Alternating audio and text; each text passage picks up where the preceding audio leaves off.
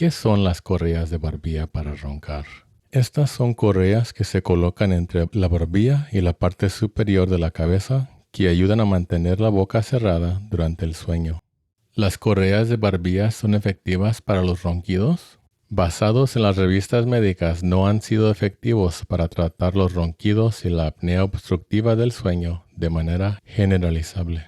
Sin embargo, las correas para la barbilla ayudan a los pacientes a mantener la boca cerrada durante la terapia de presión positiva de las vías respiratorias. ¿Qué causa los ronquidos? Las vibraciones en la parte posterior de la garganta son las responsables de los ronquidos, específicamente el paladar blando y la úvula.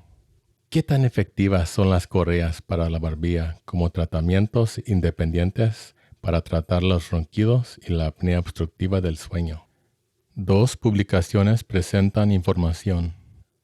El primer estudio describe un hombre delgado de 71 años con unas vías respiratorias aparentemente normales, con apnea del sueño severa que bloqueaba sus vías respiratorias unas 42 veces por hora. El ronquido y la apnea obstructiva del sueño del paciente se resolvieron después de usar una correa. ¿Se pueden generalizar los hallazgos de este paciente? No. Para ser generalizable, las correas para la barbilla tendrían que ser efectivas en múltiples pacientes a través de múltiples estudios. Otro grupo evaluó a 26 pacientes que tenían apnea obstructiva del sueño y usaban una correa por 2 horas durante el sueño. No mejoraron los ronquidos o la apnea obstructiva del sueño. ¿Significa esto que una correa no ayudará como tratamiento independiente a ningún paciente?